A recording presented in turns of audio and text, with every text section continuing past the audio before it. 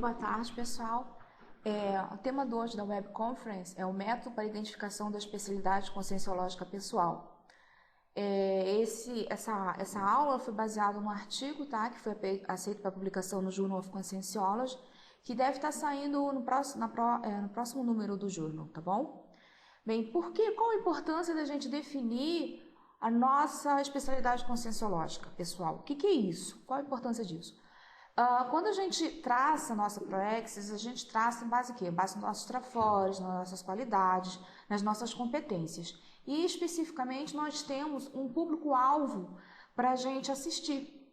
E como é que é a melhor assistência que a gente faz? Pela TARES, né? Pela tarefa do esclarecimento. E dentro disso você tem os seus cursos, as aulas que você vai dar, os livros, os artigos, tudo que você vai escrever.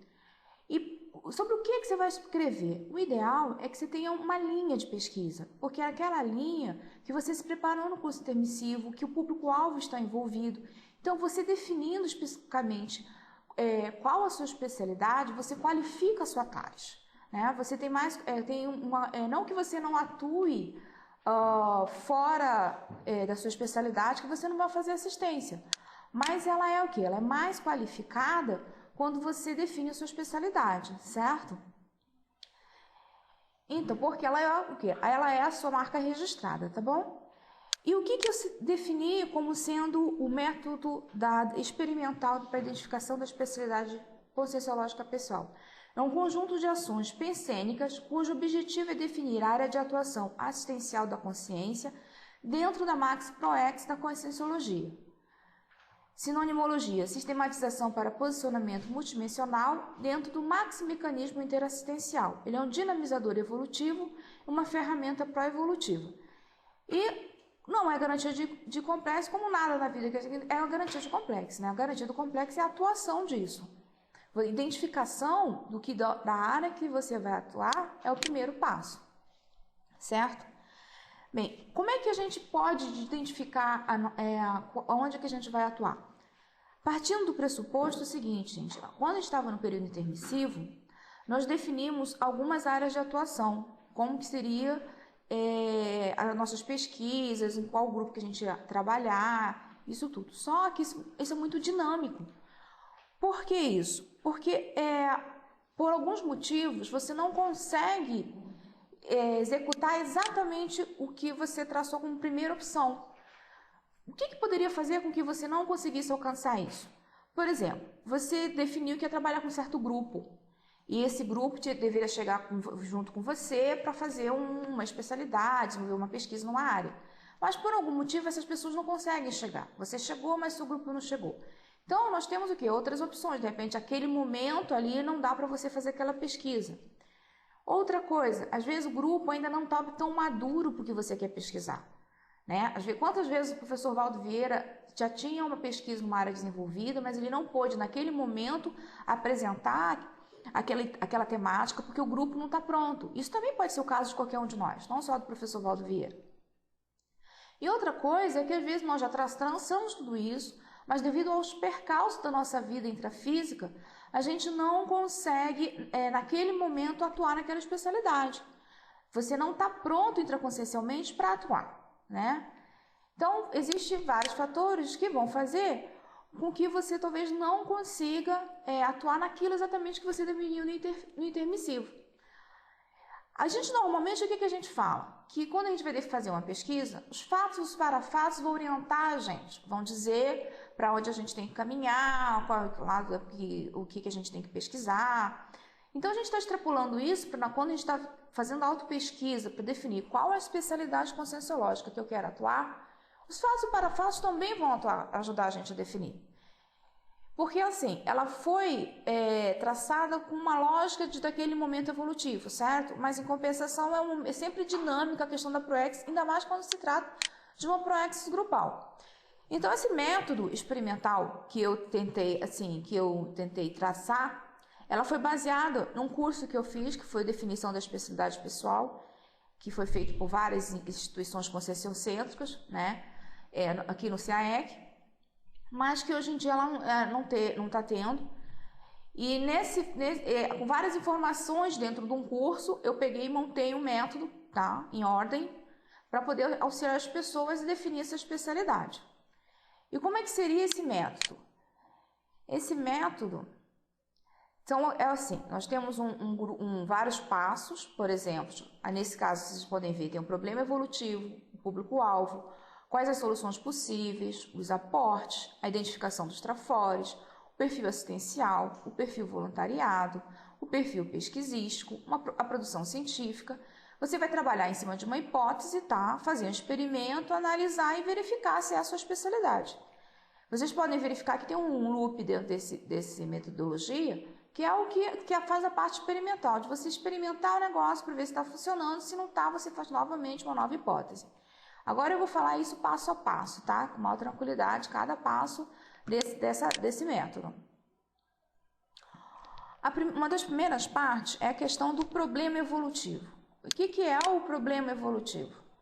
O problema evolutivo tem a ver com aquilo com que você se preocupa, com aquilo que você quer sanar. Que definição, assim, o que eu, Adriana, por exemplo, o que eu gostaria de resolver de problema no cosmos, no planeta Terra? Quais são aqueles trafares que eu queria resolver? Então, o que você pode fazer? Por exemplo, como é que eu vou traçar isso? Muita coisa nossa vem das ideias inatas, né, certo? Então, a gente tem que fazer uma leitura na nossa vida de como que a gente é desde novo. Isso ajuda muito com relação para a gente mapear as ideias inatas. Então, uma da técnica interessante é a técnica da inventariologia, porque você vai varrer a sua vida para tentar identificar como é que você pensava antes, por exemplo, de acessar a Conscienciologia. O que eu me preocupava? Você tem menos interferência externa quando você é novo. Então, assim, outro tipo, por exemplo, é assim, uma técnica que você vai pensar em análise de qual modo, como que eu me preocupo, por exemplo, quando eu vou assistir um filme. Como é que aconteceu isso? Quando eu estava fazendo o curso de definição da especialidade, por um acaso, né, eu fui assistir um filme junto com um grupo. E o nome do filme era Nascidos em Bordéis. Ele é um documentário baseado em caso real, em que dentro da comunidade de prostitutas tinham umas crianças ali, e as pessoas estavam estudando, vendo como é que ia crescer naquele ambiente, como é que era isso. O que era muito engraçado, depois de terminado o filme, a gente conversando, tá? A gente foi assistir informalmente o filme, um grupo de amigos.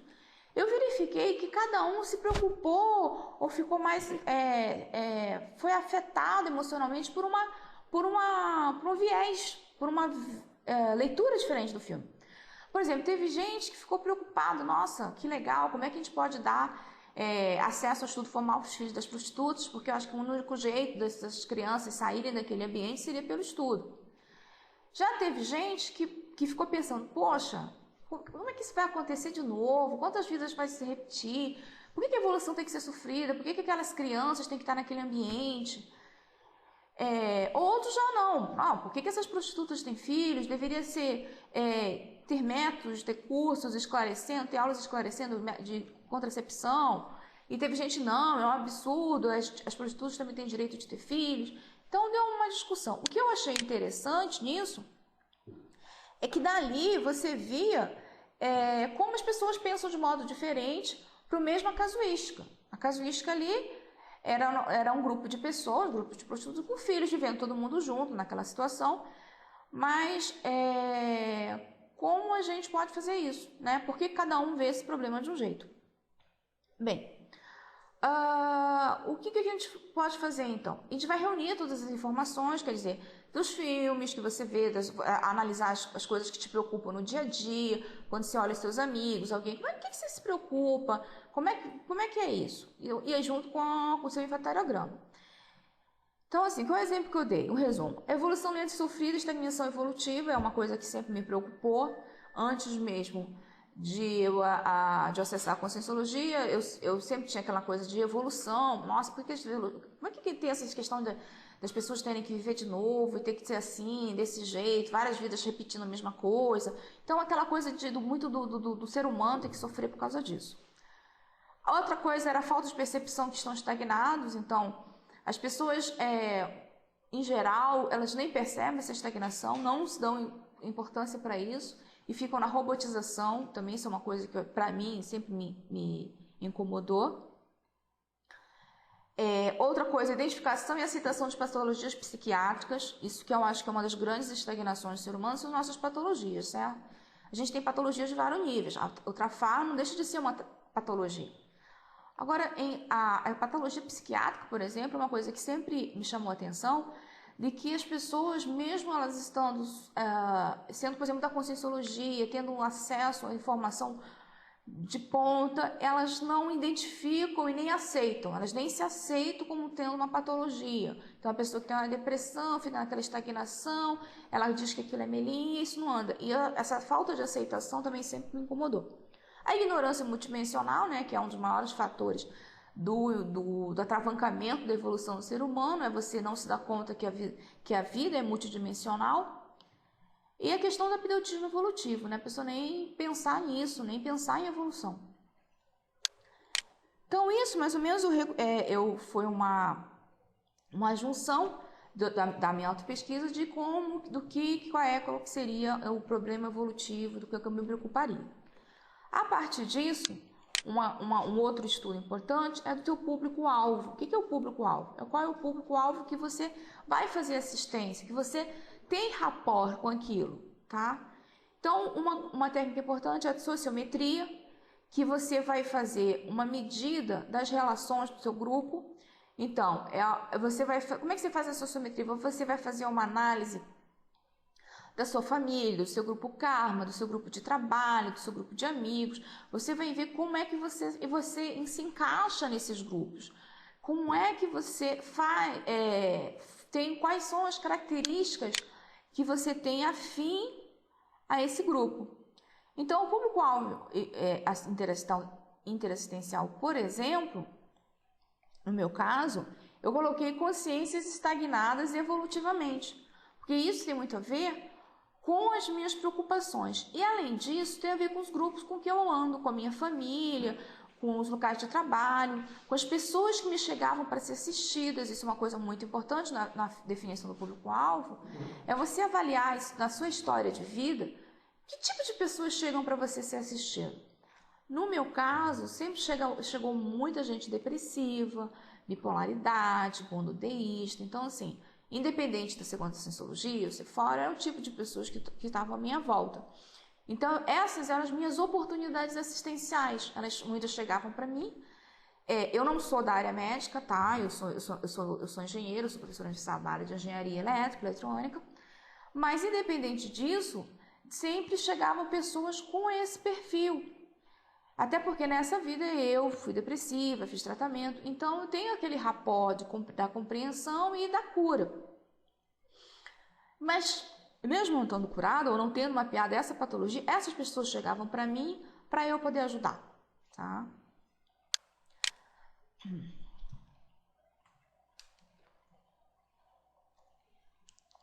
Dentro das hipóteses da nossa especialidade.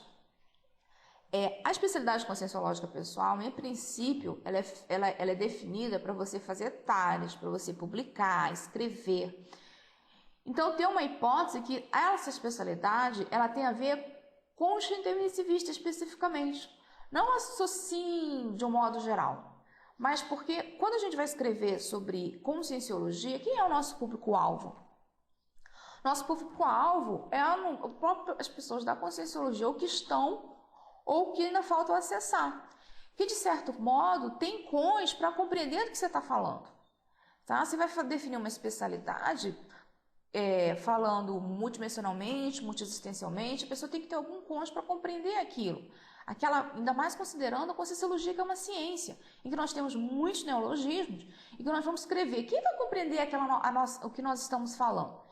Então, a princípio, nosso público-alvo interassistencial, no caso ao definir a especialidade conscienciológica, é que ela tem uma interseção entre aquelas consciências que a gente acha que chegam para a gente ser assistidas, independente de ser da conscienciologia ou não, junto com os intermissivistas, que são os nossos principais leitores, principais alunos dos nossos cursos, dos nossos artigos, dos nossos livros.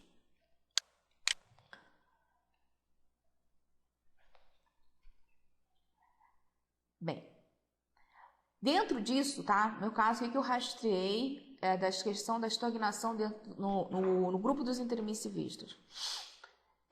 Uma grande parte é a falta de cientificidade. A gente ainda está num grupo que ainda está engatinhando na cientificidade da conscienciologia. Nós temos muitas pessoas que ainda têm aquela questão da gurulatria. E isso era uma coisa que estava na questão do incômodo que tinha para mim e do que eu percebia aquilo, e que por causa disso fazia as pessoas, apesar de estarem dentro da conscienciologia, não otimizarem a sua evolução com todas as ferramentas que a gente tem. Porque elas ficavam estagnadas naquela sensação da falta de cientificidade, na falta de compreensão da ciência, na falta da cientificidade, uma coisa mais importante ainda, na falta da cientificidade da autopesquisa. Quantas vezes a gente estava conversando com a pessoa sobre autopesquisa e evolução, e as pessoas aqui ficam falando, não, tudo bem, eu já estou fazendo a pesquisa, eu já estou vendo o meu trafar. Mas a autopesquisa não é só ver trafar, não é só isso, é muito mais amplo que isso. Então, a falta dessa cientificidade faz com que as pessoas, mesmo tendo um monte de recursos, um monte de cursos, um monte de técnicas, não aplicar ainda isso adequadamente. Então, uma das coisas que depois de você já tem um problema evolutivo, você já sabe mais ou menos qual é o público-alvo da sua assistência, uma coisa importante para definir é quais são as soluções possíveis. Como que eu posso fazer assistência para esses grupos. Então, assim, uma das coisas que você vai ver é que soluções que vocês podem fazer para sanar o problema dessas consciências de um ponto de vista mais definitivo. Porque quando a gente está falando de conscienciologia de TARES, a gente não quer um paliativo, não quer uma assistência que seja temporária. Não que elas não sejam importantes, só que não é a função, quando você define a sua especialidade, você resolver temporariamente o problema de alguém. Você quer uma solução definitiva. Então, assim, por exemplo, exemplos de problemas e exemplos de soluções. O assédio extrafísico. Se eu vou ali, jogo energia, levo o nome da pessoa para TENEPS, isso é uma assistência? Mas é uma assistência temporária. A assistência definitiva é quando a pessoa vai aprender a fazer desassédio. Quando a pessoa vai ter... Então, assim, como é que a gente faz isso? Fazendo um curso sobre desperticidade, aumentando o número de tenepsistas, aumentando a autossuficiência das pessoas. Certo? Um outro problema evolutivo que está aí é o paradigma enotronótico. Como é que a gente pode fazer isso? Cursos de projeciologia, escola de projetores, quer dizer, você vai dando, são na verdade, ferramentas de TARES para as pessoas começarem a ter uma solução definitiva para elas, não uma solução temporária para agora, certo? Bem, então assim, o que eu pensei no meu caso, na minha especialidade? Como é que eu posso ajudar com a falta de autocientificidade das pessoas e na gurulatria? Uma das coisas é a falta de autocientificidade sendo autocientífico. Se as pessoas aprenderem a ser autocientíficos, isso é um problema que você resolve de agora para as outras existências. Ela vai ter sempre uma visão diferente das coisas. Por que eu acho isso, né? Porque, assim, a autocientificidade é um modo de você acabar com o religiosismo, dogmatismo, misticismo, que foram travões nossos religiosos de muitas vidas. O quanto isso não trava bloqueia a nossa evolução, aquela coisa de você aceitar as coisas, não contestar as coisas, não por exemplo, uma característica forte do religiosismo que eu percebi que eu tinha nessa vida é a questão do sofrimento, de achar que você tem que sofrer, de você não reconhecer seus trafores, né? Ficar bem ligado, mas não pode reconhecer seu trafor porque você tem que ser humilde. Então isso, imagina, não reconhecer trafor é um dos maiores casos de estagnação evolutiva. Você não sabe quais os potenciais que você tem para você poder superar seus trafares, suas dificuldades. Você vai fazer de conta que eles não existem, porque é feio você mostrar, é feio você assumir. Então, assim, quando eu penso em autocientificidade, você já vai, eu sou uma consciência em evolução, eu tenho tais e tais trafores, tais e tais trafares, sabe? E eu vou ter ferramentas que vão me auxiliar, sem a questão de ah, não, isso é pecado, isso tudo. Então, isso já ajuda bastante. Outra coisa é acabar com a gurulatria. Qual o problema da gurulatria? É você terceirizar a sua responsabilidade. Ao invés de você tomar decisões, você vai para o oráculo perguntar por você, você vai perguntar para alguém que você acha superior. No caso da Conscienciologia, a gente acaba perguntando para o professor Valdo. Então,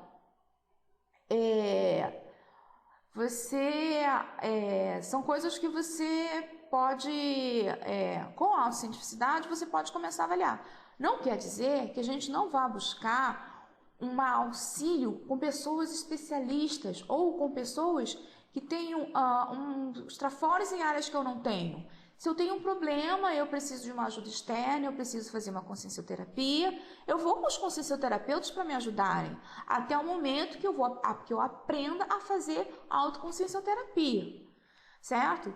Eu tenho questões parapsíquicas, que eu tenho dúvidas de uma percepção parapsíquica, eu vou lá, posso conversar com pessoas que têm um parapsiquismo melhor, com o Valdo, com o Epicom, mas não assumir isso como sendo verdade absoluta. Não.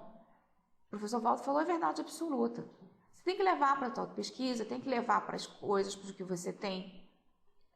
Começar a avaliar as coisas. Começar a questionar.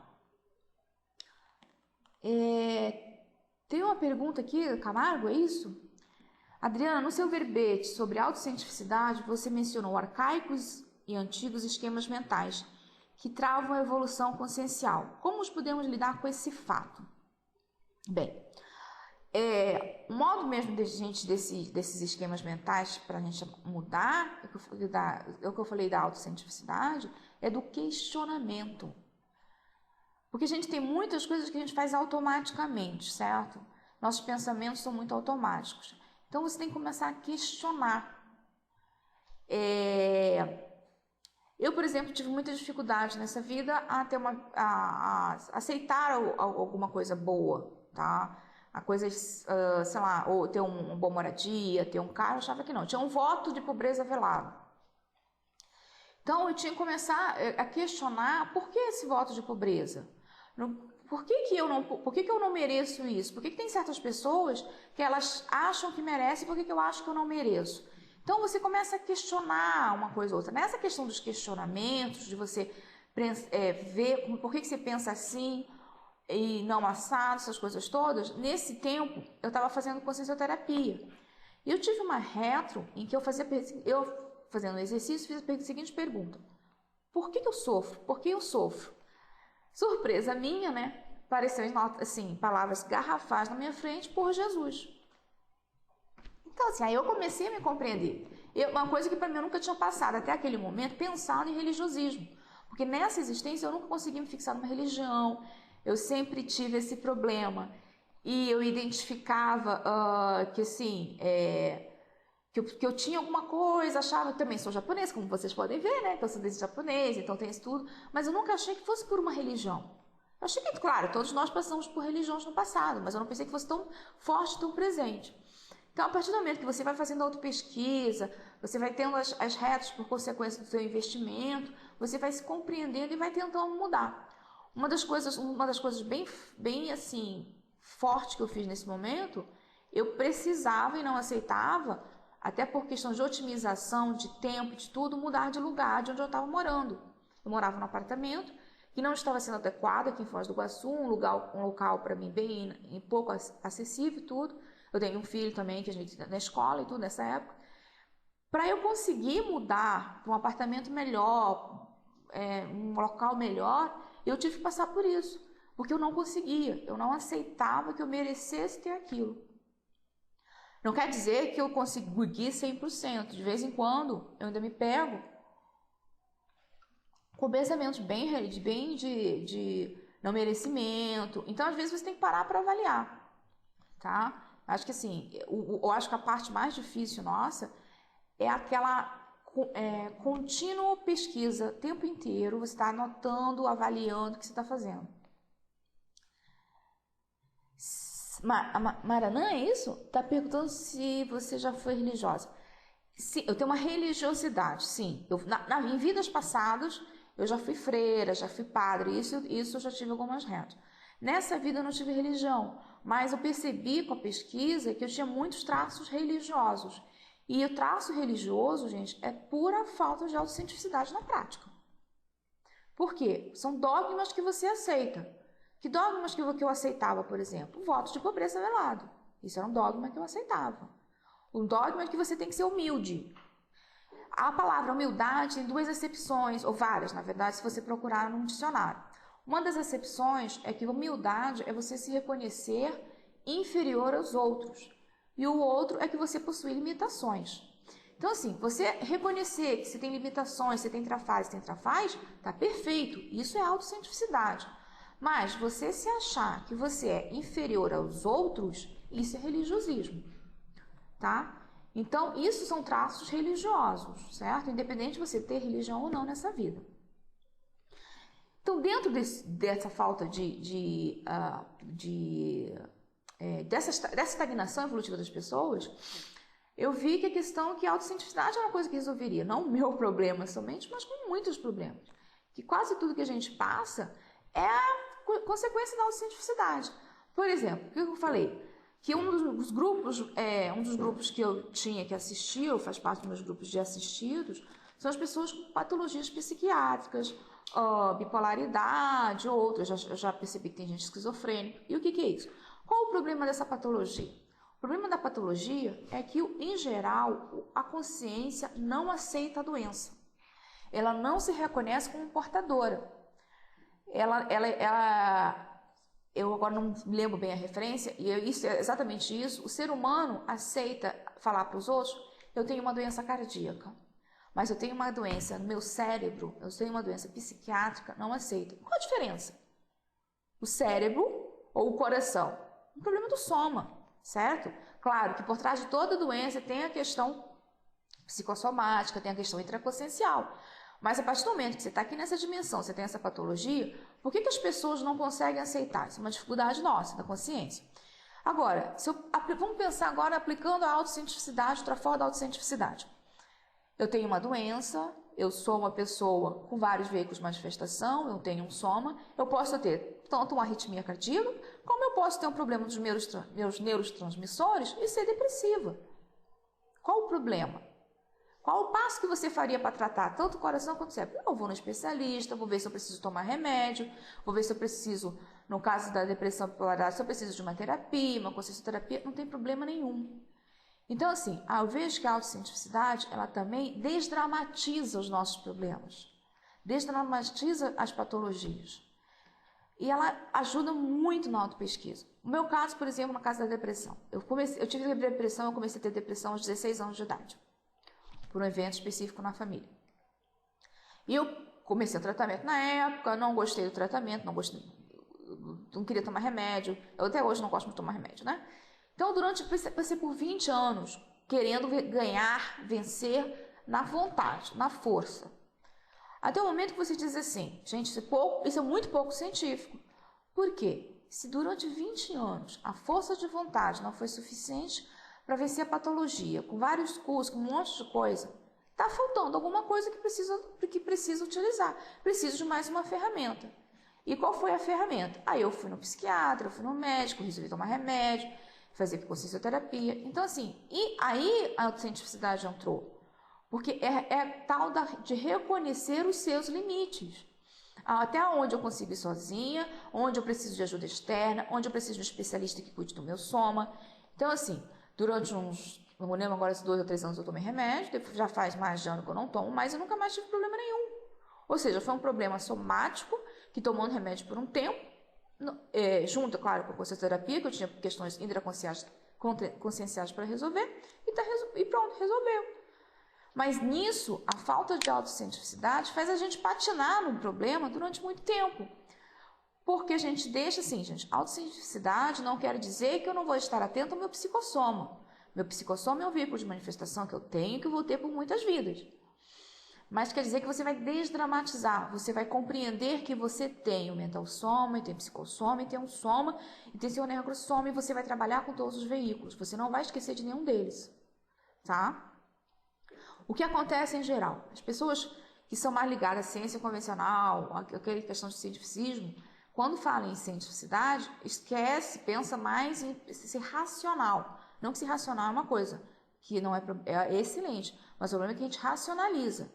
Então, há um confundir autocientificidade com racionalização das coisas. Racionalização dos sentimentos não é autocientificidade. Autocientificidade é você reconhecer os sentimentos, as emoções que você tem e trabalhar com os seus problemas e sabendo que eles existem, certo? Bem, dentro das soluções, voltando para cá, dentro das soluções interassistenciais, quer dizer, dentro de como eu posso solucionar o problema, eu tenho que verificar que ferramentas eu tenho que eu posso disponibilizar para ajudar nisso. Quando a gente fala em especialidade conscienciológica pessoal, a gente está falando em fazer TARES, certo? E a gente ajudar as pessoas com esclarecimento. Então, no caso específico para mim, o que seria uma ferramenta, no meu caso, para ajudar com os problemas das pessoas? Cursos, livros, técnicas com base científica para ajudar as consciências a melhorar a autopercepção, na condição de fazer autodiagnóstico, certo? Fazer autopesquisa, autoconscienciometria, autoconsciencioterapia, quer dizer, é a questão de desenvolver técnicas. Explicar, né, falar cursos, livros, para explicar o que é a questão da cientificidade, o que é a autocientificidade, clarear, né, fazer esclarecimento. E ajudar as pessoas também, uma das coisas que eu vi que eu poderia ajudar as pessoas têm suas vivências, mas qual a nossa dificuldade ou o que transformaria isso em ciência? As nossas vivências, o ideal é que elas sejam transformadas em técnicas e métodos para que outras pessoas possam o quê? Possam experimentar. Porque às vezes é difícil você, através de um relato, fazer com que a outra pessoa que esteja lendo esse relato compreenda. Tudo bem, você conseguiu, que legal. Mas como é que eu faço? Na prática, como é que eu faço isso? Então, um modo que eu acho que para você ajudar, que faz parte da cientificidade, é de você transformar todas as suas vivências, tudo que você, todo o método empírico. A gente, às vezes, tem autossuperações notas que foram por métodos empíricos. Como é que a gente pode fazer isso? De uma forma mais estruturada, com uma metodologia. Para quê? Quando eu faço isso, quando eu publico isso, eu estou fazendo assistência porque o outro vai ter uma ferramenta, uma condições para superar também, entendeu? Você facilita ao outro o entendimento da sua autossuperação. Então, para mim, isso também seria uma ferramenta para ajudar as pessoas a solucionarem os problemas. Outra coisa importante, tá? Eu sei até o momento qual é o problema evolutivo que eu quero resolver, eu sei meu público-alvo, sei quais são os modos que eu posso resolver, como que eu posso ajudar. São os aportes. Os aportes, gente, é muito isso que estuda proexologia sabe que isso é muito importante na definição do nosso curso intermissivo que a gente veio fazer. E tem uma pergunta aqui também. As soluções da Mariana, tá? As soluções que você apresenta poderiam também redefinir o problema evolutivo. Mariana, eu não entendi muito bem a pergunta. Como assim? Você poderia reformular a pergunta? Como que a solução redefine o problema evolutivo? Bem, quanto a Mariana escreve, uma coisa importante, gente, são os nossos aportes, porque os aportes foram aquilo que a gente ganhou nessa vida, e não a gente nunca, né, nada é por acaso, que a gente ganhou para executar nossa praxis. Então, assim, é aquela famosa fórmula da retribuição pessoal, né? Eu tenho que saber o que eu ganhei, né? O que nessa vida me veio. No meu caso, eu tive, assim, quase tudo foi muito forte ligado a estudo. Um dos maiores valores, até porque para a família japonesa é um valor muito forte, é a questão do estudo formal, de ter um diploma, de estudar muito mesmo. Isso, então, é muito forte desde isso. Outra coisa bastante na família é a questão da criticidade e da racionalidade. Isso também é forte. Meu pai, por exemplo, ele tem um raciocínio lógico, científico, tá? Eu fiz uma graduação numa faculdade federal em engenharia eletrônica. Fiz também mestrado, doutorado, fiz isso tudo com bolsa de estudo numa faculdade federal também, uma engenharia biomédica.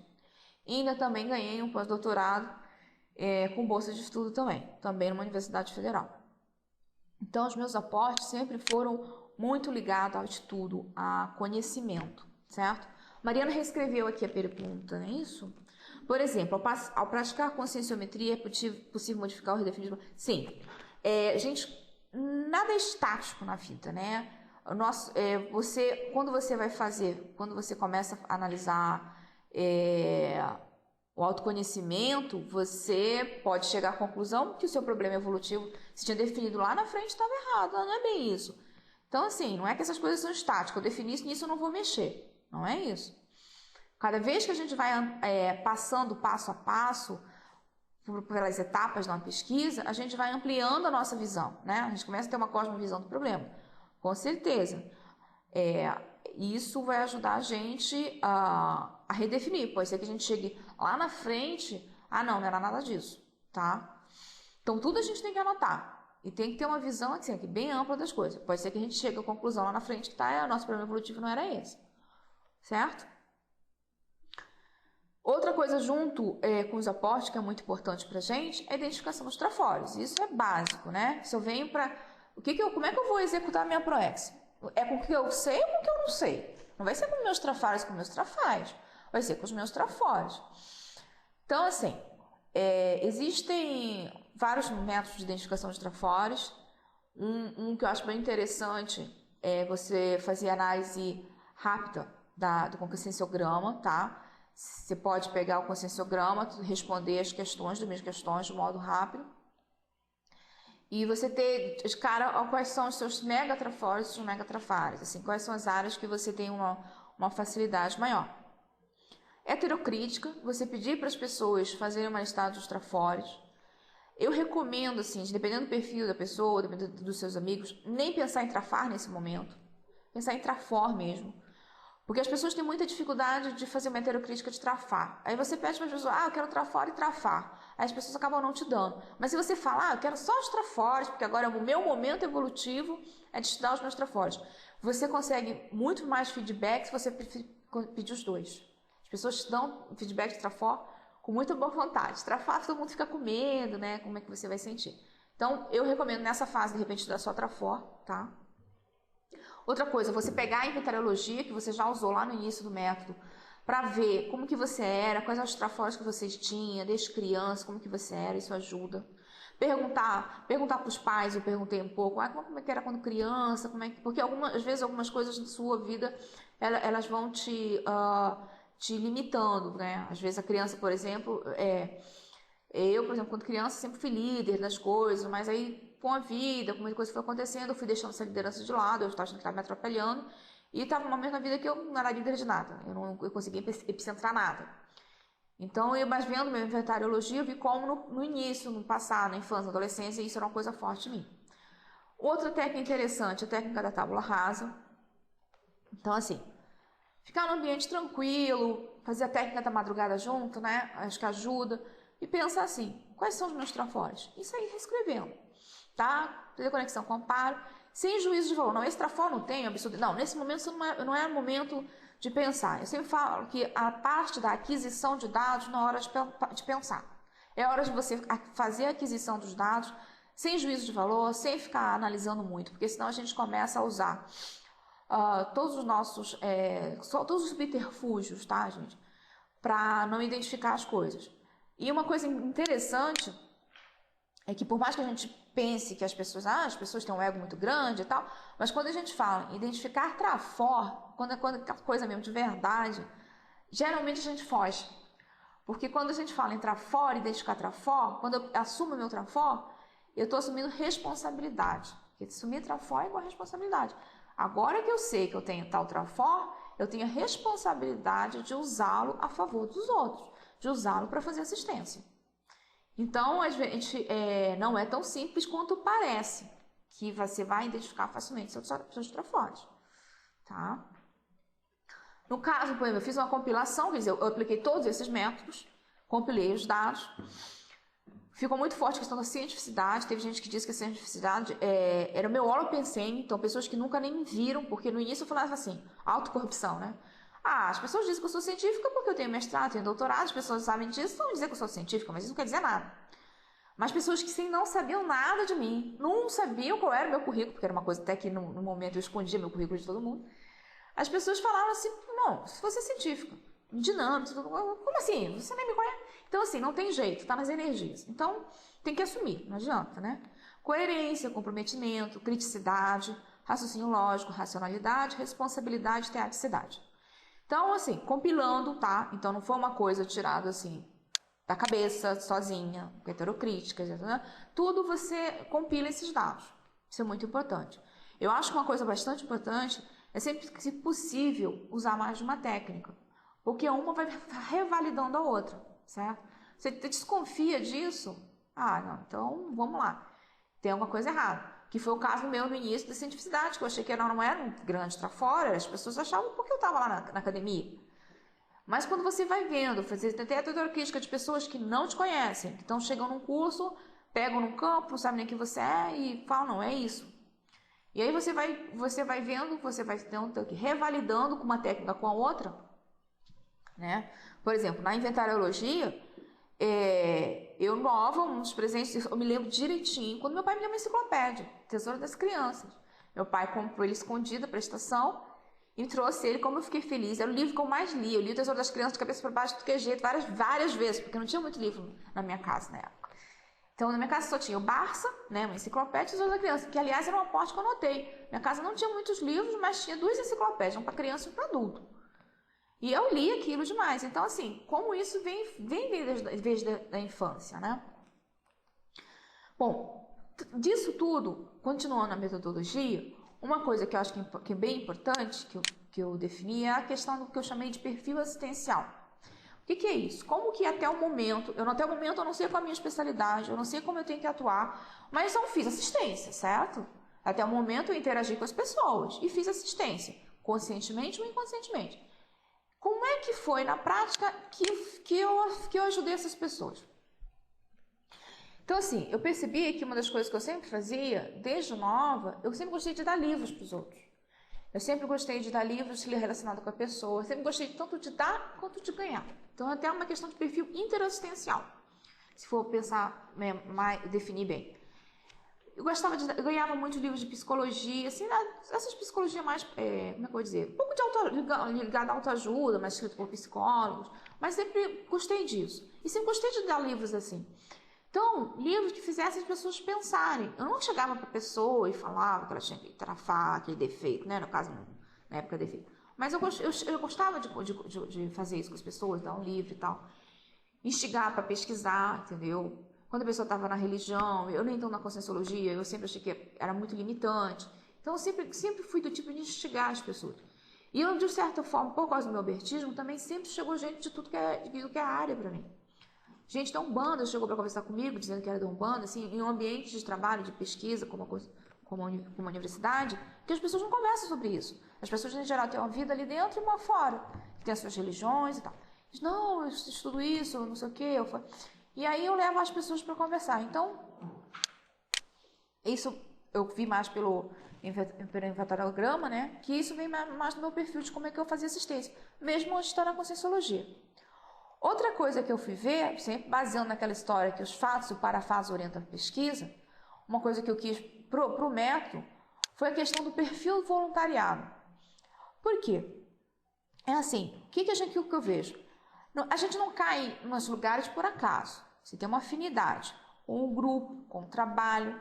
Às vezes você é convidado e não compreende muito bem. Principalmente quando a gente chega na conscienciologia, né? A gente não entende muito bem como que funcionam as coisas, as pessoas vão te convidando, você não sabe qual é a sua especialidade, você não sabe para que você veio e você quer voluntariar, né?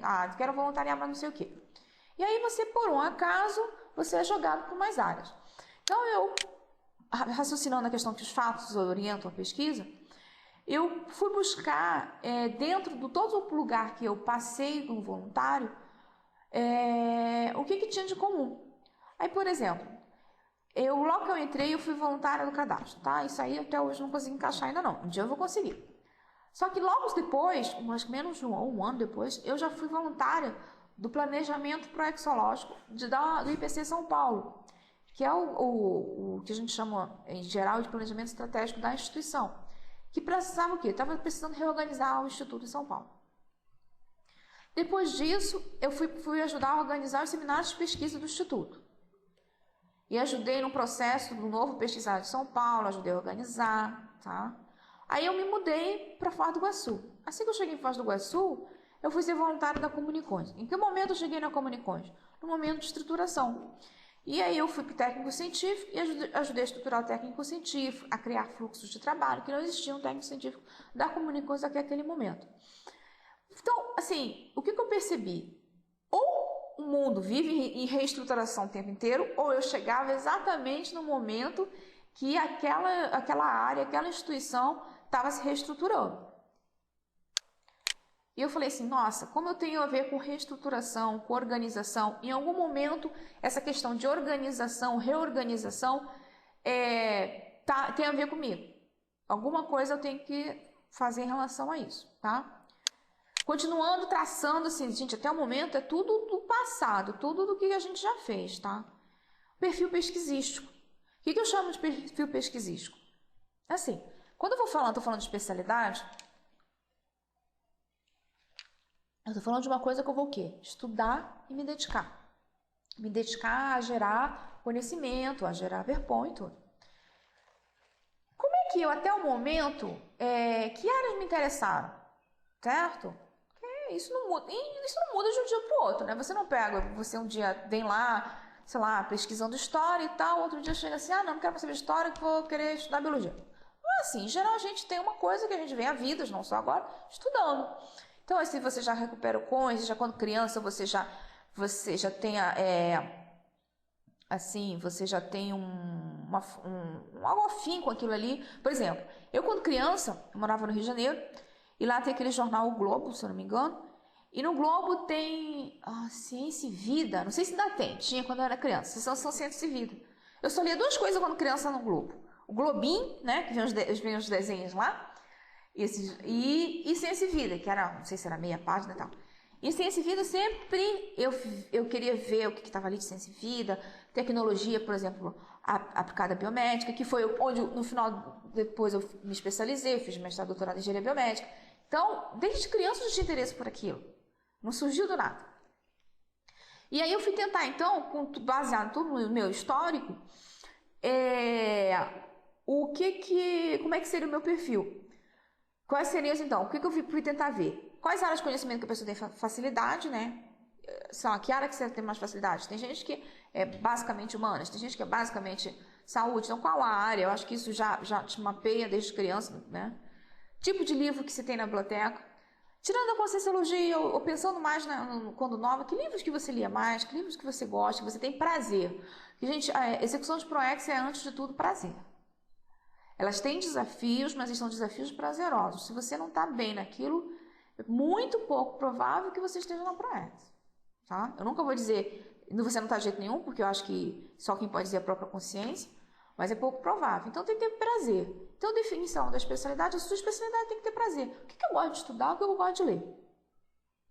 E o tipo de temperamento, eu pensei. Então, você vai juntando um monte de informação, mas do ponto de vista da pesquisa. Quer dizer, o que eu tenho disso? Então, o que eu mapeei? Por exemplo, o que eu coloquei como o que eu chamei de perfil pesquisístico?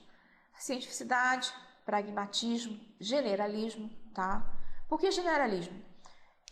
Não sei se... as pessoas, por exemplo, tem gente que adora estudar especificamente, sei lá, a patinha esquerda do inseto, da formiga e tal. Tem gente que gosta, eu não gosto. Já que eu sou que quero saber de todos os animais de uma vez, junto com o homem. Então, eu jamais ficaria bem fazendo uma pesquisa muito específica.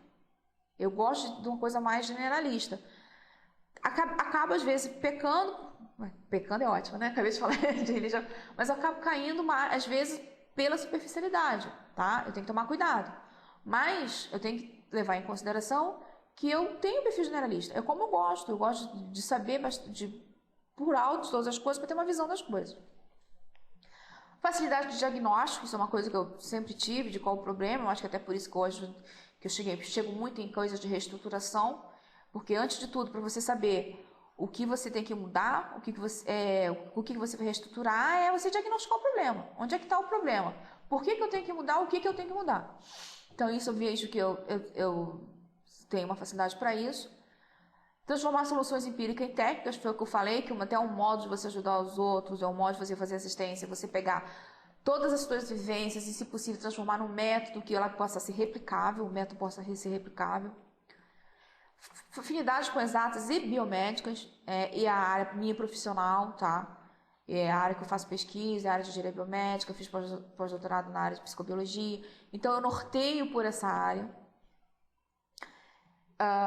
Facilidade que eu coloquei até de reestruturar texto, de revisão, às vezes cansaram de me pedir para fazer revisão de texto de uma área que eu nem entendo nada. E eu consegui linkar, organizar o texto, fazer uma reorganização. E tem a ver com aquela história que eu falei que eu tenho muita ligação com reestruturação. Necessidade de ver resultado. Então, por isso até que eu tenho necessidade de ser especialista bem naquele muito específica. Eu tenho aquela necessidade de ver resultado, eu tenho dificuldade com pesquisa longa. Então, por exemplo, na área da saúde eu tenho dificuldade com pesquisa básica. Eu sou mais da pesquisa clínica, em que você já tem uma pesquisa básica feita por alguém, que você vai aplicar e ver se resolveu, se curou a pessoa. Então, como eu já sou da área da pesquisa, como profissão, às vezes fica mais fácil para mim ver o perfil pesquisístico.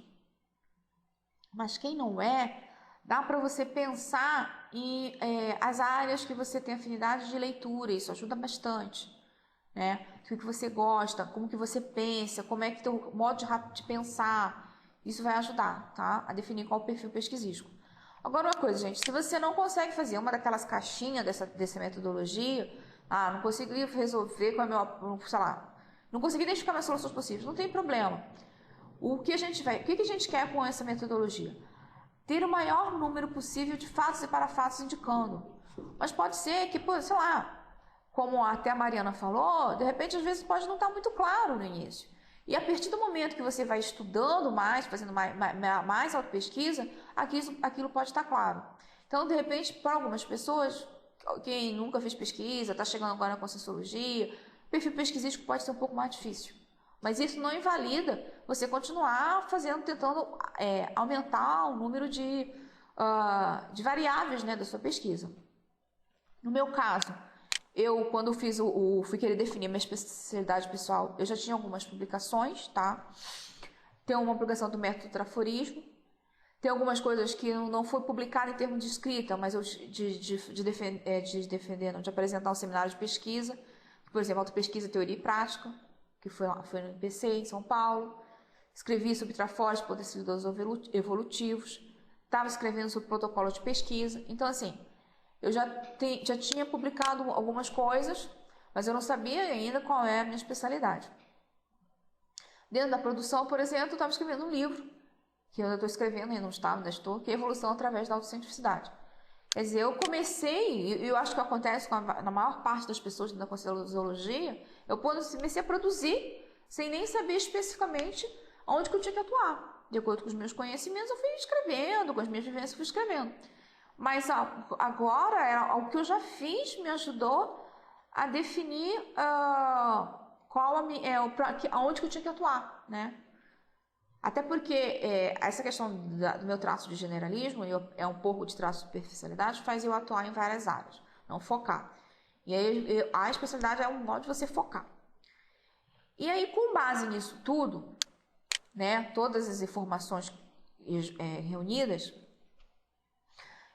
comecei a ter umas hipóteses. Quais seriam, por hipótese, minha especialidade? O que me ajudou, na época, é que eu estava dentro de um curso. Foi um curso modular de quatro módulos, que duraram, eu não me lembro se foi 8 meses, não me lembro se foi de 2 meses cada módulo, mas eu estava dentro de um curso. Então, dentro do curso, já teve aquela questão de campo, das pessoas te ajudarem, te dando hipóteses de especialidade. Mas eu também peguei hipóteses de especialidade de pessoas que me conheciam, que não estavam no curso, mas me conheciam. Então, você pode pedir para os amigos, se você não tiver no curso, que especialidade você acha que é? Que é assim, que eu tenho a cara de quê? Isso te ajuda um pouco. As pessoas, às vezes, de fora, têm uma percepção muito melhor de você, principalmente dos teus megatrafores, do que você. Por quê? Porque pra gente, Mega Trafor, por exemplo, é uma coisa que a gente já está acostumada, é mais tranquilo, a gente não dá muito valor. E às vezes uma pessoa de fora que não tem aquele traço consegue valorizar mais do que você. E às vezes a especialidade pessoal está muito na sua cara, só você que não está vendo. Certo? Então, o leitura crítica ajuda bastante. Então, assim, o que eu fiz? Juntando todas as informações, todos os passos do método, mais as heterocríticas das pessoas, cheguei a 6 hipóteses. Experimentologia, laboratoriologia, parametodologia, pesquisologia, paratecnologia e paratecnologia conscienciométrica. A Mariana está perguntando a hipótese da especialidade baseada nos trafores ou nos trafores? Nos trafores. Por quê? ProEx a gente executa com o que a gente sabe fazer. Então a gente executa com o que a gente tem que melhor, com os trafores. Então quando eu vou definir minha especialidade, como é que eu vou... Eu vou escrever sobre o quê? Eu vou escrever sobre o que eu não sei ou sobre o que eu sei? Sobre o que eu sei, certo? Então eu posso ajudar as pessoas com o que eu sei. Então, a especialidade baseada nos trafores, nas aquisições, na recuperação de coins, tudo que se tem, né? Tudo que se ganhou, das experiências, tudo. Então, sempre ligado com isso. Então, aí você levanta várias hipóteses, né? Quais que poderiam ser? Então, assim, o que eu consegui ter, assim, no caso, eu achei que, de algum modo, eu tinha que ajudar as pessoas na reestruturação dos pensamentos, entendeu? Ajudar as pessoas a sair daquela estagnação evolutiva. E qual é a ferramenta que eu achava que isso é importante para a pessoa? É a autocientificidade.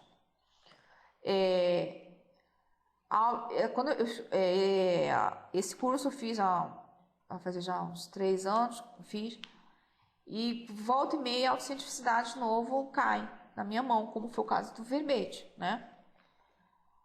Então, assim, eu sabia que era por aí, mas reestruturação pensênica através da autocientificidade pode ser qualquer uma daquelas hipóteses que eu chamo abstrato, né? Eu posso ajudar isso na auto-pesquisa, eu posso usar isso no laboratório, eu posso ajudar de certo modo. Então, a primeira hipótese que eu levei em consideração foi a paratecnologia conscienciométrica.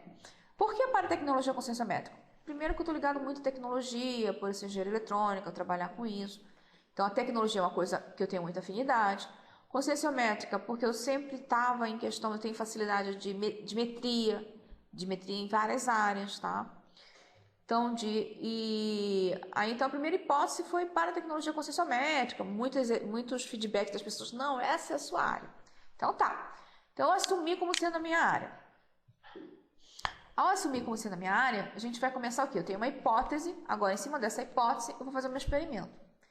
Então, eu assumo que a minha hipótese, minha especialidade é para a tecnologia conscienciométrica e vou partir para o experimento. O que é o experimento? Na verdade, você experimentar, né? Para quê? Para verificar alguma coisa. No caso, eu vou experimentar, para verificar, para validar a minha hipótese de que a minha especialidade, naquele momento, era para a tecnologia conscienciométrica. E como é que eu fiz isso? Na verdade, eu peguei assim, não, essa é a minha especialidade. Então, eu vou traçar a minha vida para mudar para Consci. Tem que mudar de si, eu estava no SEC na época, é para lá que eu vou. Comecei a conversar com as pessoas, comecei a tentar ver como é que isso funcionava, né? Comecei a ler verbetes. O que os verbetes que tem a ver? E nisso que você vai lendo os verbetes, você vai estudando, essa é a sua especialidade. Pode ser essa, você assume como sendo sua. E aí você começa a estudar aquilo. Para você sentir, será que eu sinto prazer? Será que eu tenho facilidade? Como é que vai ser a situação? E vai registrando, tá? Assim, fase experimental. Até o momento, baseado em todos os seus registros, em tudo que você já tinha, você fez uma hipótese. Com a sua hipótese, você vai para a fase experimental. Na fase experimental, é muito importante você o quê? Você está anotando. Anotando os fatos, o parapsiquismo, o que está acontecendo, as energias, as pessoas que chegam. Estou dentro dessa especialidade. Estou dentro dessa especialidade, natural, que cheguem pessoas para serem assistidas ligadas para a especialidade, certo? E depois disso, depois de um tempo, o que você vai fazer? Você vai analisar aquilo. Analisar assim, pró, contra, como é que você se sentiu, quais são os fatos, como é que foi aquele período vivenciando aquela especialidade. Você vai analisar aquilo. Quando eu fui estudar um pouco sobre paratecnologia conscienciométrica, me veio assim, para mim era muito específico. Assim, aquele negócio, eu sou um generalista, eu acho o máximo quem consegue fazer, mas eu não consigo, sabe, gostar disso. Na minha cabeça, tá, o meu modo de pensar, paratecnologia conscienciométrica é uma ferramenta que eu vou identificar o problema. Mas eu sou do tipo que gosta da solução. Lembra como eu falei que em pesquisa na área biomédica eu não gosto da pesquisa básica, eu gosto da pesquisa clínica. Eu já quero estar com método, com remédio para aquela doença. Não, tenho esse remédio, eu não tenho um perfil para desenvolver o remédio. Eu sou o perfil da pessoa que vou diagnosticar qual a doença da pessoa, eu sei qual remédio eu vou aplicar. Então, para a tecnologia conscienciométrica, ainda está muito no rastrear o problema. É muito importante, mas não é uma coisa que eu gosto de fazer. E aí, conversando, principalmente aí, a importância da pesquisa, daquela vivência, conversando assim, o que é a pesquisa que vocês fazem? Como que é? Aí eu vi que eu não me identificava com aquilo, não era modo de, eu não conseguiria me ver fazendo aquilo, tá? Então, passar dessa forma, o que eu analisei? No fluxo, vamos olhar o fluxograma. Eu estou satisfeita? Essa é a minha especialidade? Eu conseguiria, gente, quando eu vim nessa especialidade, não quer dizer que eu vou para a vida inteira, tá? Como eu falei, tudo é mutável, a ProEx é dinâmica. Pode ser que amanhã se mude. Mas, por um bom tempo, é naquilo que você vai estudar, é aquilo que você vai se dedicar, é naquilo que você vai publicar. E eu não conseguia me imaginar fazendo isso, eu não conseguia me imaginar por anos fazendo aquilo. Eu falei, não, essa especialidade não está redonda para mim. Vamos passar para outra hipótese, né? Vamos ver agora, assim, qual é a nova hipótese? Se essa não está boa, vamos ver se tem outra hipótese adequada. Aí, eu não sei se dá para ver, você vai ver, por exemplo, que a especialidade lá da tecnologia está muito, está lá na sexta ordem, né? Está bem específico. Então, como eu sou mais generalista, o que eu pensei? Vamos subir um pouco na ordem, tá? E aí eu subi lá para pensinologia. Por que pensinologia? Porque ela é bem ampla, porque por todos os experimentos, todos os voluntariados, todo lugar que eu estava, sempre foi muito forte a questão da reestruturação pensênica, reestruturação do ambiente, reorganização. De repente, pensinologia deu uma subida na ordem da hipótese.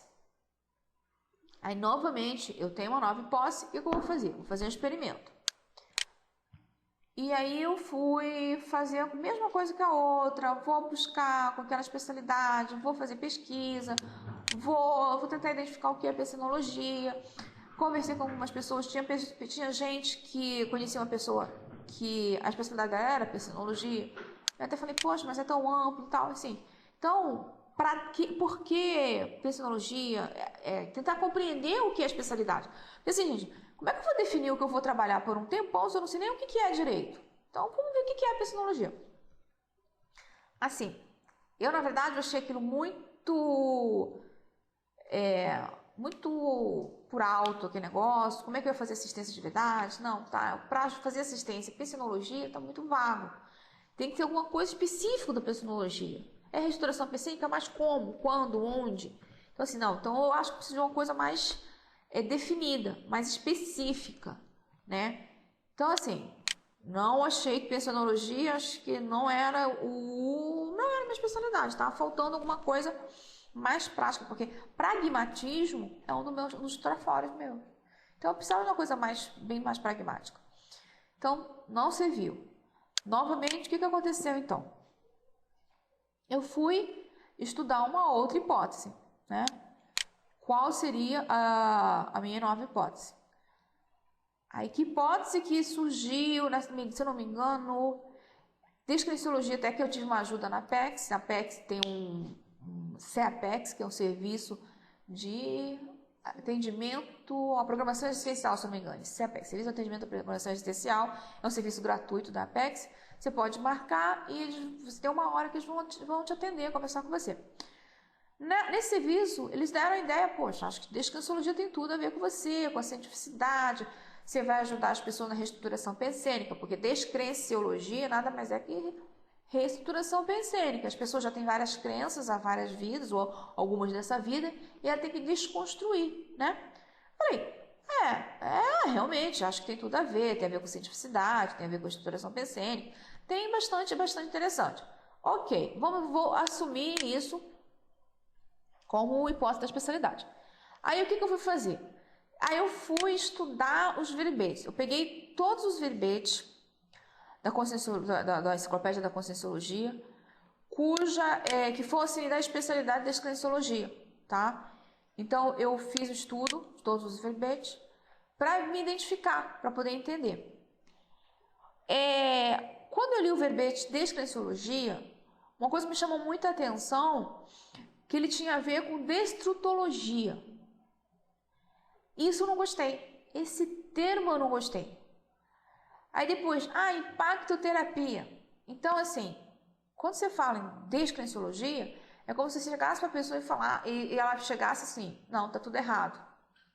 Isso aqui é uma crença minha, tá tudo errado, eu tenho que pensar diferente. Como eu me senti quando eu vi isso? Quando a palavra impactoterapia, destrutologia, eu achei excelente. Impactoterapia, tá tudo perfeito. Mas para mim, eu continuo com o meu problema daqui, eu gosto da solução, eu gosto de estudar a solução, eu gosto de estar em cima da solução. E aí, para mim, isso é uma ferramenta. A impactoterapia, a destrutologia é uma fase, é uma ferramenta. A pessoa está completamente, sei lá, obnubilada, com dogmas, com crenças, você vai lá, através da TARES, ou a pessoa, através da auto-TARES, ela vê que aquilo está errado. Então, assim, eu tenho que desconstruir, sabe? Mas aí, e aí? A pessoa desconstrói, e o que ela faz para se reconstruir? Entendeu? Ela recebe aquele impacto, como é que ela faz isso? Então, eu que gosto da solução, eu gosto de trabalhar em cima da solução, eu continuei achando que, olha, não é, sinto muito, o povo da CEAPEX foi lindo, mas me ajudaram muito, mas não acho que não é. Parte daquele negócio que eu falei de autocientificidade e descrenciologia. Não é porque eu fui na CEAPEX que eu vou aceitar o que eles me falaram, tá? Tem mais uma pergunta, Camargo, que é como fazer a desdramatização de uma crença de não merecimento que se originou em vidas passadas. A desdramatização, por isso que eu falo a questão da autocientificidade, tá? Vamos lá, vamos basear em fatos. Primeiro, o que é o merecimento? É merecer por algo que você já fez. Vamos pensar em múltiplas existências. Poxa, eu nasci numa família que é boa, sei lá, classe média, não tive problemas financeiros. Isso é um merecimento, acabou, é fato. Você, de fato, nasceu naquela família. Você, de fato, tem aqueles aportes. Acabou, é um merecimento. É ficha evolutiva pessoal, certo? Então, assim, para você desdramatizar, é você começar a se basear em fatos. O que acontece quando a gente tem crenças? A gente não se baseia em fatos, se baseia nas emoções. E baseia nos fatos, assim, naquele fato que reforça as minhas emoções. Então, se eu sou do tipo que eu mereço, eu só vou lembrar do quê? Do que eu errei, sabe? Dos meus trafares, dos meus trafais.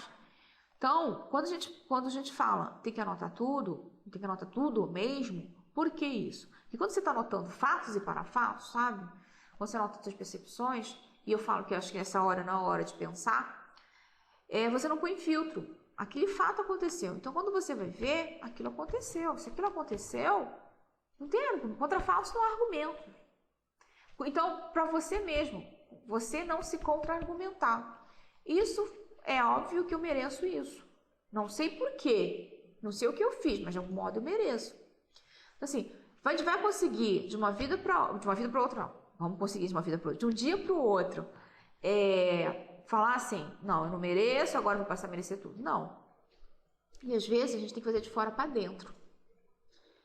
O que quer dizer isso? Você não se acha merecedora, no meu caso, tá? Quando eu me mudei para um apartamento melhor e tudo, um bairro melhor, eu não me achava merecedora. Mas eu fui, porque eu sabia que aquilo ia ser importante para mim. Nas primeiras semanas, o que é óbvio que ia acontecer? As pessoas passavam por mim E gente que eu nem conhecia, gente que eu não tinha nem intimidade, falava assim pra mim: pô, você tá morando naquele apartamento? Pra quê? Você não precisa disso tudo. Você não mora num apartamentinho menor. Eu ficava mal. Eu ficava, pô, é verdade, né? Porque isso. Então, assim, você até tem aquele reforço externo por causa do nosso holopensene. Eu tava naquele local, mas eu não me achava merecedora, então as pessoas à minha volta iam me dizer: o que você tá fazendo lá? Tá? Por que você tá fazendo isso? Por que você está esbanjando isso? Só que naquele momento aquilo era importante para mim. Então, assim, tem duas coisas que eu acho que é importante. Basear-se em fatos, e para isso a gente tem que anotar as coisas sem filtro nenhum, ficar anotando, tá?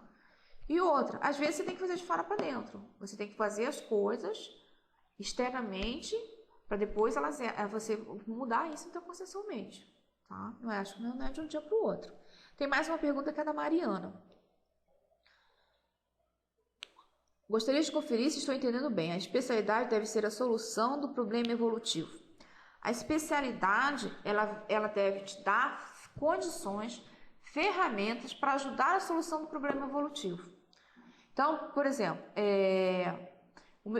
tem gente que se preocupa com os bichinhos, com os cachorrinhos que estão abandonados e tal. Qual é a minha especialidade? O meu problema evolutivo que eu me preocupo é esse, são os animais sub-humanos abandonados. A minha especialidade é algo que eu vou estudar para ajudar isso. Mas, de fato, o que vai ajudar de uma solução não temporária, tá? Quando a gente fala em TARES, em Conscienciologia, é de solução permanente. Como é, por exemplo, qual é a especialidade que ajudaria esses animais que estão abandonados, as pessoas pegam animais de estimação e depois largam? Adianta, por exemplo, eu estar na rua catando esses animais? Eu vou passar essa vida e as outras vidas catando os animais que os outros vão largar. O que seria mais efetivo? Eu fazer atalhos para as pessoas, conscientizar as pessoas que elas só podem pegar um animal de estimação se elas tiverem condições de ficar com aquele animal até a dessoma daquele animal. Ela pegou um animal, é responsabilidade dela. É um ser vivo, é responsabilidade dela. Então, assim, o que seria melhor, por exemplo, na especialidade que lidar com isso? Sei lá, TARES através da conscientização, dos cuidados com os animais, da responsabilidade com os animais, tá entendendo? Então, assim, a especialidade da pessoa, ela vai pesquisar modos, tá? Como que eu posso fazer TARES disso? Eu posso escrever um livro, eu posso dar cursos, eu posso dar palestras, conscientizando as pessoas sobre os cuidados com os animais, para não abandoná-los, né? Sei lá, se a pessoa acha que o ideal também é castrar. Então, assim, você está entendendo? Vê se eu fui clara, Mariana. Ela vai te ajudar, a especialidade é a linha de pesquisa que você vai se dedicar para ajudar a resolver aquele problema definitivamente, tá?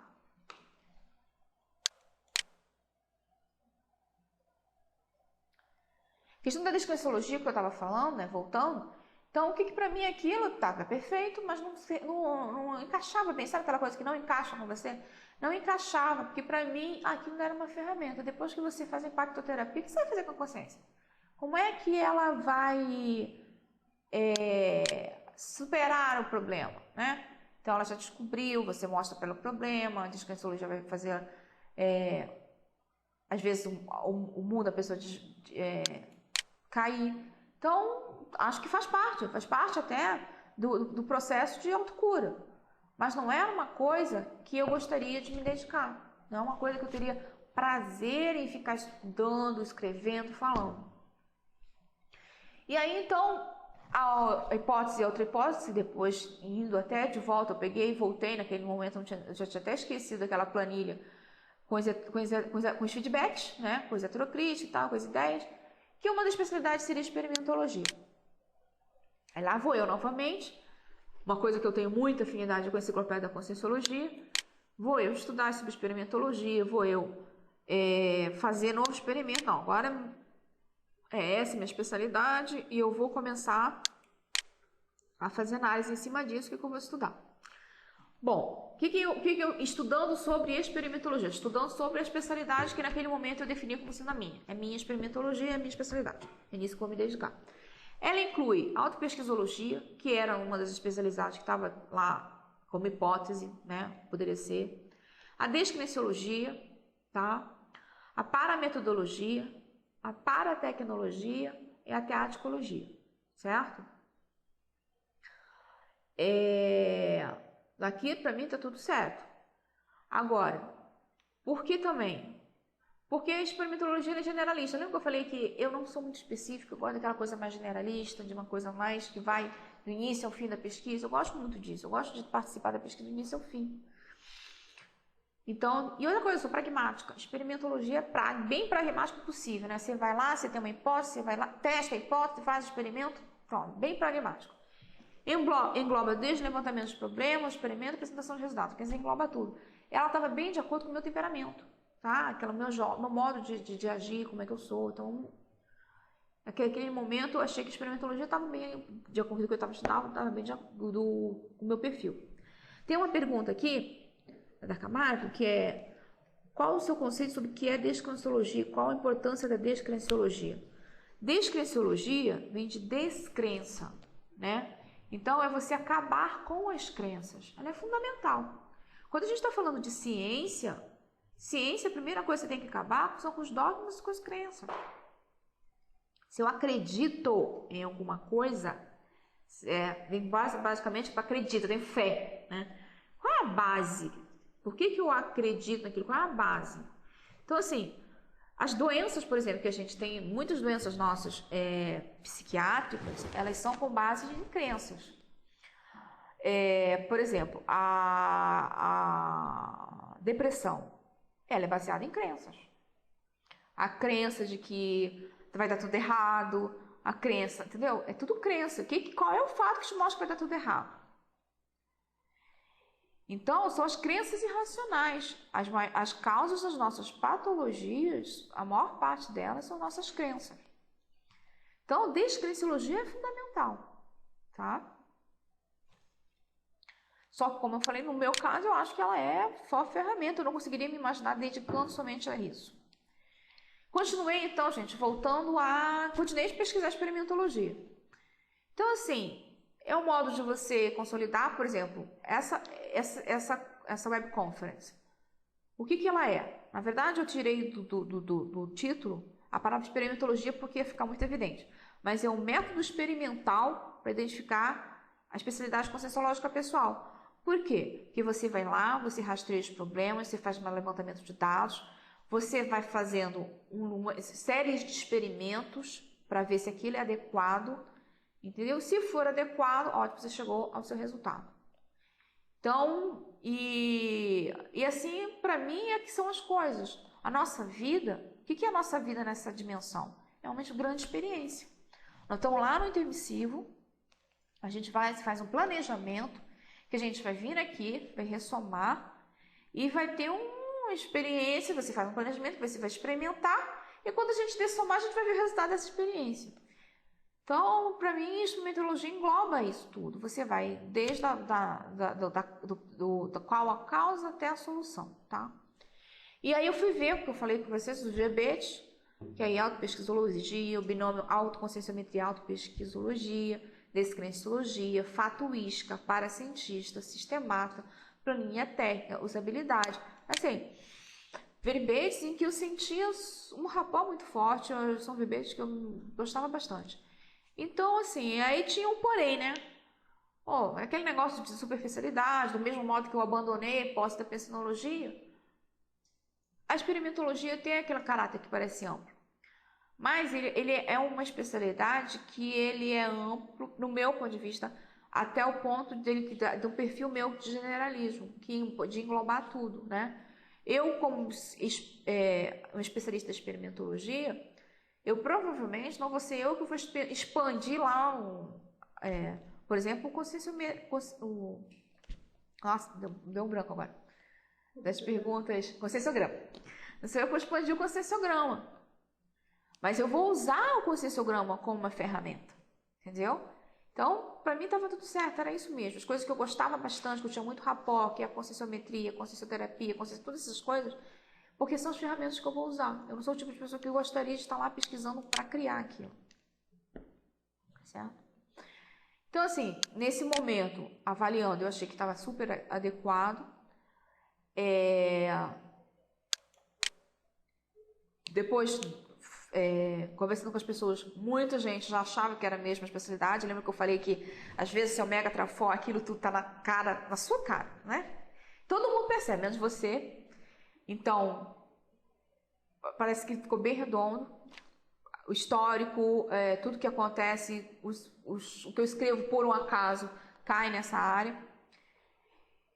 Tem a ver bastante com meus trafores, da teatricologia, da cientificidade. Então, naquele momento, pelo menos até o momento, né, eu defini que a especialidade é experimentologia, tá? Bem, umas coisas acho que é importante, colocando mais argumentações, é aquilo que a gente está, de acordo com as perguntas, qual a probabilidade de eu identificar minha especialidade correta, tá? O modo é assim, quanto mais informações eu tiver, quanto mais fatos e parafatos eu tiver, me empenhar, fazer laboratório, pegar feedback das pessoas, sabe? As outras pessoas têm uma visão de você que você não tem. Quanto mais informações, mais eles vão te ajudar. Tem várias ferramentas para estudar, tá? Existe o curso da definição da especialidade pessoal, que eu não sei como é que tá hoje em dia. O curso da Conscius, sabe? Que elas vão te ajudar com conscienciometria, que são as informações importantes para você. Na Conscius você pode aprender a fazer metareograma, aprender a fazer análise rápida da consciência, vai ter consciência cobaia. Então, assim, ele te dá muita informação, te ajuda a reunir informação. Tem o curso da Apex, que é o curso de identificação das diretrizes da ProEx, tá? Então, assim, você pode ir juntando, usando isso, tudo são ferramentas, gente. Curso, laboratório, holociclo, tertuliário, tudo são recursos, são ferramentas otimizadoras, tá? Não quer dizer que elas são estritamente necessárias, quer dizer que elas vão te ajudar, né?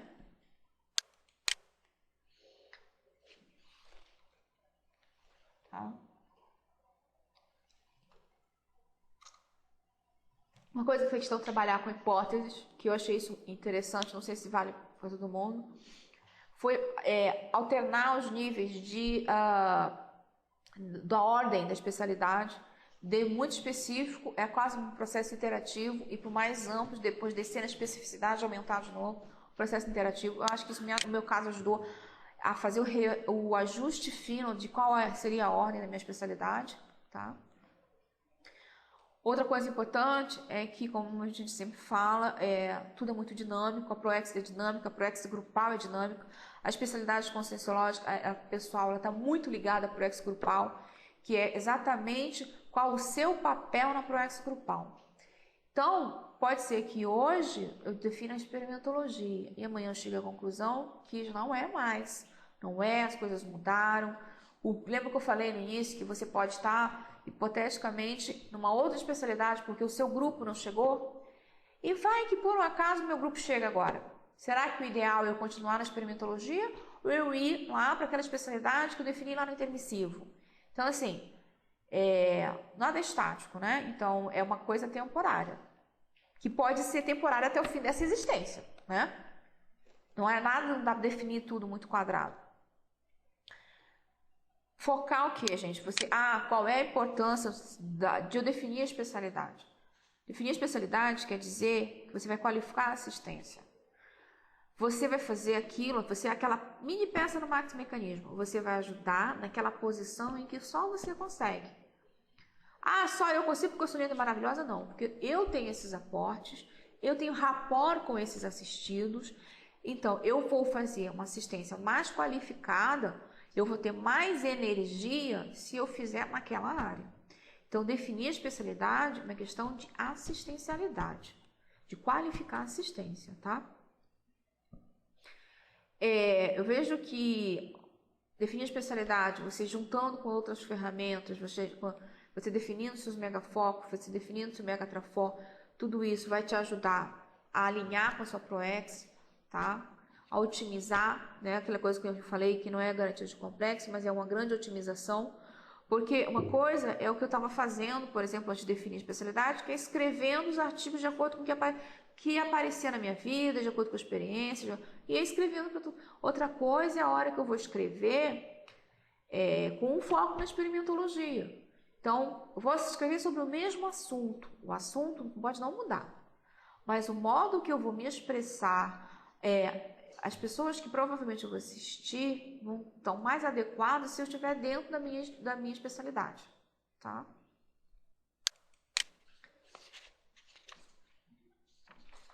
Acho que então, assim, convite para vocês, né? Se vocês quiserem experimentar, puderem experimentar o método, depois publicar os resultados, isso é o modo de a gente consolidar com a Conscienciologia. O artigo deve estar saindo no Journal of Conscienciology, que aí vai estar, é bom porque vai estar bem registrado passo a passo, mas pela essa apresentação já tem lá, seguindo aquele fluxogramazinho, já dá para ajudar. E vamos experimentar, publicar e trocar figurinhas, né? Que é um modo de a gente conseguir consolidar a Conscienciologia como ciência.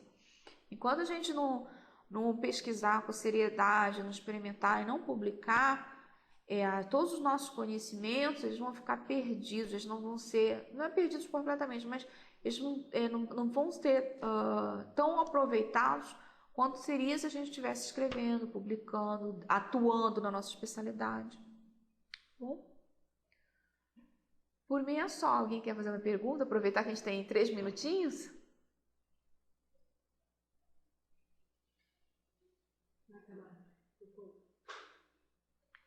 A Camargo escreveu que ela agradece o compartilhamento da cientificidade. Eu que agradeço. Espero ter sido clara, ter ajudado em alguma coisa, tá?